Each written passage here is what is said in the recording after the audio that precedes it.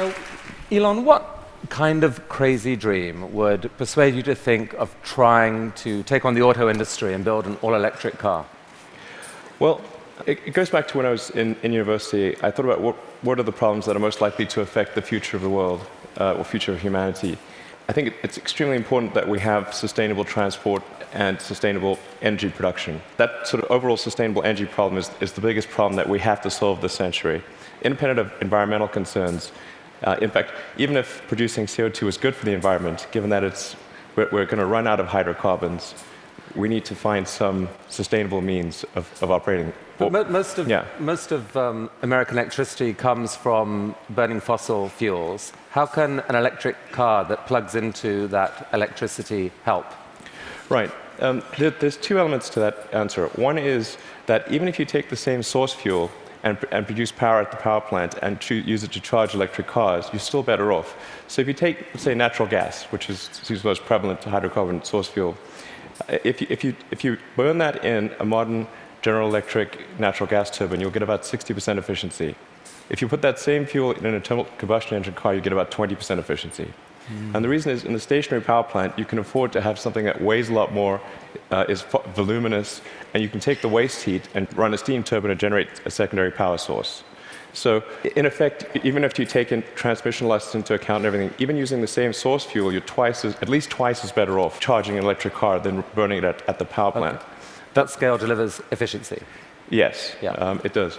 And then the other point is we have to have sustainable means of power generation anyway, electricity generation. So given that we have to solve sustainable electricity generation, then it makes sense for us to have electric cars as the mode of transport.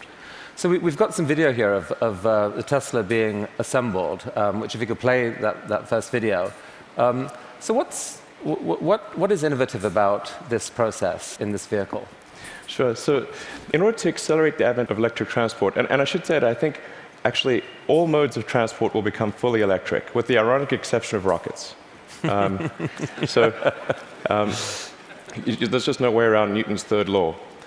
The question is, how do you accelerate the advent of electric transport? And in order to do that for cars, you have to come up with a really energy-efficient car. So that means making it incredibly light. And so what you're seeing here is the only all-aluminum body and chassis car made in North America. In fact, we applied a lot of rocket design techniques to make the car light despite having a very large battery pack. And then it also has the lowest drag coefficient of any car of its size. So as a result, the energy usage is very low, and it has the most advanced battery pack, and that's what gives it the range that's competitive. So you can actually have on the order of a 250-mile range. I mean, those battery packs are incredibly heavy, but you think the math can still work out intelligently by combining light body, heavy battery, you can still gain spectacular efficiency. Exactly. The rest of the car has to be very light to offset the mass of the pack, and then you have to have a low drag coefficient so that you have good highway range. In fact, customers of the Model S are sort of competing with each other to try to get the highest possible range. I think somebody recently got 420 miles out of a single charge. Bruno Bowden, who's here, did that, broke the world record. 425. That was the good news. The bad news was to do it, he had to drive at 18 miles an hour constant speed and got pulled over by the cops. Yeah, I mean, you can certainly drive. If you drive at sort of 65 miles an hour under normal conditions, 250 miles is a reasonable number. Let's show that second video showing the Tesla in action on ice. Not at all a dig at the New York Times, this, by the way.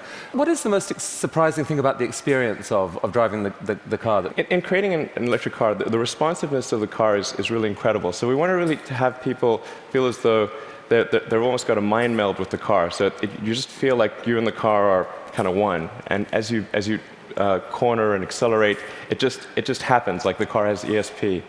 You can do that with an electric car because of its responsiveness. You can't do that with a gasoline car. I think that's really a profound difference, and people only experience that when they have a test drive. I mean, this is a beautiful but expensive car. Is there a roadmap where this becomes a mass market vehicle? Yeah, the goal of Tesla has always been to have a sort of a three-step process where version 1 was an expensive car in low volume, version 2 is sort of medium price and medium volume, and then version 3 would be low price, high volume. So we're at step 2 at this point. So we had a $100,000 sports car, which was the Roadster. Then we've got the Model S, which starts at around $50,000. And our third generation car, which will hopefully be out in about 3 or 4 years, will be a $30,000 car. But whenever you've got really new technology, it generally takes about 3 major versions in order to make it a compelling mass market product. And so I think we're making progress in that direction, and I feel confident that we'll get there. I mean, right now, if you've got a short commute, you drive, you can get back, you can charge at home. There isn't a huge nationwide network of charging stations now that are fast. Do you see that coming, really, truly, or just on a few key routes? There actually are far more charging stations than people realize. And at Tesla, we developed something called the supercharging technology. So, and we're offering that if you buy a Model S for free, forever. And so this is something that maybe a lot of people don't realize. We actually have California and Nevada covered. We've got the eastern seaboard from Boston to DC covered. By the end of this year, you'll be able to drive from LA to New York. You're just using the supercharger network, which charges at 5 times the rate of anything else. And the key thing is to have a ratio of drive to stop, to stop time of about 6 or 7. So if you drive for 3 hours, you want to stop for 20 or 30 minutes, because that's normally what people will stop for. So if you start a trip at 9 a.m., by noon, you want to stop to have a bite to eat, hit the restroom, coffee, and keep going. So your proposition to consumers is, for the full charge, it can take an hour. So it's common. Don't expect to be out of here in 10 minutes. Wait for an hour. But the good news is you're helping save the planet. And by the way, the electricity is free. No, you don't pay anything. Actually, what we're expecting is for people to stop for about 20 to 30 minutes, not for an hour. It's actually better to drive for about maybe 160, 170 miles, and then stop for half an hour, and then keep going. That's the natural cadence of a trip. All right. So this is only one string to your energy bow. You've been working on this solar company, SolarCity. What's unusual about that? Well, as I mentioned earlier, we have to have sustainable electricity production as well as consumption. So I'm quite confident that the primary means of power generation will be solar. I mean, it's really indirect fusion is what it is. We've got this giant fusion generator in the sky called the sun. And we just need to tap a little bit of that energy for purposes of human civilization. Most people know but don't realize they know is that the world is almost entirely solar-powered already. If the sun wasn't there, we'd be a frozen ice ball at 3 degrees Kelvin. And the sun powers the entire system of precipitation. The whole ecosystem is solar-powered. But in a gallon of gasoline, you have effectively thousands of years of sun power compressed into a small space. So it's hard to make the numbers work right now on solar and to remotely compete with, for example, natural gas, fracked natural gas. How are you going to build a business here? Well, I'm confident that solar will beat everything, hands down, including natural gas. How? It must, actually. If it doesn't, we're in deep trouble. But you're not selling solar panels to consumers. What are you doing? No, we actually are. You can buy a solar system, or you can lease a solar system. Most people choose to lease. And the thing about solar power is that it doesn't have any feedstock or operational costs. So once it's installed, it's just there. It works for decades. It'll work for probably a century. And this is so therefore the key thing to do is to get the cost of that initial installation low, and then get the cost of the financing low. So because that interest, those are the 2 factors that drive the cost of solar, and we've made huge progress in that direction. And that's why I'm confident we'll actually beat natural gas. So your current proposition to consumers is, don't pay so much up front. Let us pay 0 up front. We will install panels on your roof. Yes. You will then pay. How long is a typical lease? Typical leases are 20 years. But the value proposition is, as you're sort of alluding to, quite straightforward. It's no money down, and your utility bill decreases. So it's a pretty good deal. So that seems like a win for the consumer. No risk. You will pay less than you're paying now. And for you, the dream here then is that, who owns the electricity from those panels for the longer term? How do you, the company, benefit? Well, essentially, SolarCity raises a chunk of capital, and from say, a company or a bank. Google's one of our big partners here, and they have an expected return on that capital. With that capital, SolarCity purchases and installs the panel on the roof, and then charges the homeowner or business owner a monthly lease payment, which is less than a utility bill. But you yourself get a sort of long-term commercial benefit from that power. You're kind of building a new type of distributed utility. Exactly. What it amounts to is a giant distributed utility. And I think it's a good thing, because utilities have been this monopoly, and people haven't had any choice. So effectively, it's the first time there's been competition for this monopoly, because the utilities have been the only ones that own those power distribution lines, but now it's on your roof. So I think it's actually very empowering for homeowners and businesses. And you really picture a future where a majority of power in America, like within a decade or two, or within your lifetime, is solar? I'm extremely confident that solar will be at least a plurality of power, and most likely a majority. And I predict it will be a plurality in less than 20 years. I'd say I made that bet with someone. The definition of plurality is? More from solar than any other source. Who did you make the bet with? With a friend who will remain nameless. But, just between us. I made that bet, I think, 2 or 3 years ago. So in roughly 18 years, I think we'll see more power from solar than any other source. All right. So let's go back to another bet that you made with yourself, I guess. I mean, a kind of crazy bet. You'd made some money from the sale of PayPal. You decided to build a space company. Why on earth would someone do that? Got that question a lot. That's true. People would say, "Did you hear the joke about the guy who made a small fortune in the space industry?" And he, obviously started with a large one as the punchline. And so I tell people, well, I was trying to figure out the fastest way to turn a large fortune into a small one. And they'd look at me like, oh, is he serious? And strangely, you were.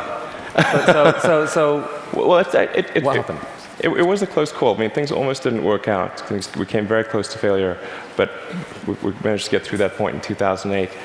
The goal of SpaceX is to try to advance rocket technology, and in particular to try to crack a problem that I think is vital for humanity to become a spacefaring civilization, which is to have a rapidly and fully reusable rocket. Would humanity become a spacefaring civilization? So that was a dream of yours in a way from a young age, or like you dreamed of Mars and beyond? I did build rockets when I was a kid, but I didn't think I'd be involved in this. It was really more from the standpoint of what are the things that need to happen in order for the future to be an exciting and inspiring one. And I really think there's a fundamental difference if you sort of look into the future between a humanity that is a spacefaring civilization that's out there exploring the stars on multiple planets.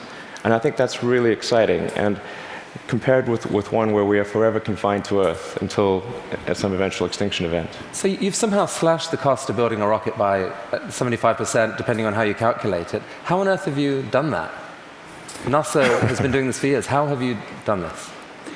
Well, we've made significant advances in the technology of the airframe, the engines, the electronics, and the launch operation. I mean, there's a long list of innovations that we've come up with there. That are a little difficult to communicate in this talk, but because, not least because you could still get copied, right? I mean, you haven't patented this stuff. It's really interesting to me. You didn't patent because you think it's more dangerous to patent than not to patent. Since our primary competitors are national governments, the enforceability of patents is questionable.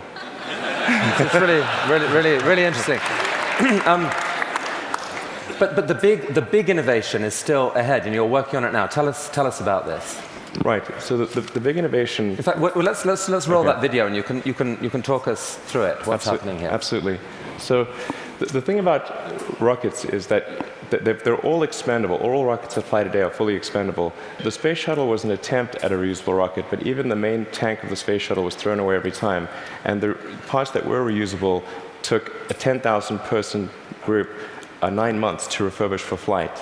So the space shuttle ended up costing $1 billion per flight. Obviously, that doesn't work very well for... So what just happened there? We just saw something land? That's right. So it's important that the rocket stages be able to come back, to be able to return to the launch site and be ready to launch again within a matter of hours. Wow. Yeah. Reusable rockets. Yes. And so what a lot of people don't realize is the cost of the fuel, of the propellant, is very small. It's much like on a jet. So the cost of the propellant is about 0.3% of the cost of the rocket. So it's possible to achieve, let's say, roughly 100-fold improvement in the cost of space flight if you can effectively reuse the rocket. Wow. That's why it's so important. Every mode of transport that we use, whether it's planes, trains, automobiles, bikes, horses, is reusable, but not rockets. So we must solve this problem in order to become a spacefaring civilization. You asked me the question earlier of how popular traveling on cruises would be if you had to burn your ship. Certain cruises apparently are highly problematic. Definitely more expensive. So that's potentially absolutely disruptive technology, and I guess paves the way for your dream to actually take, at some point, to take humanity to Mars at scale. Yeah, You'd like exactly. to see a colony on Mars. Yeah, exactly. SpaceX or some combination of companies and governments need to make progress in the direction of making life multiplanetary, of establishing a base on another planet, on Mars being the only realistic option, and then building that base up until we're a true multi-planet species. So progress on this, let's make it reusable. How is that going? That was just a simulation video we saw. How's it going? We've been making some good progress recently with something we call the Grasshopper test project, where we're testing the vertical landing portion of the flight, the sort of terminal portion, which is quite tricky. We've had some good tests. Can we see that? Yeah. So that's just to give a sense of scale. We dressed the cowboy as Johnny Cash and bolted the mannequin to the rocket. All right, let's see that video then, because this is actually amazing when you think about it. You've never seen this before, a rocket blasting off, and then... Yeah, so that rocket is about the size of a 12-story building.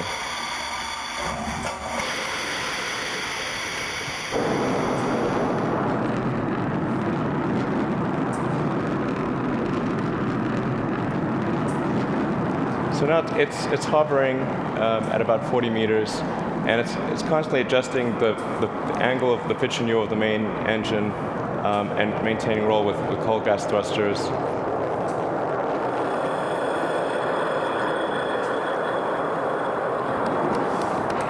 How cool is that?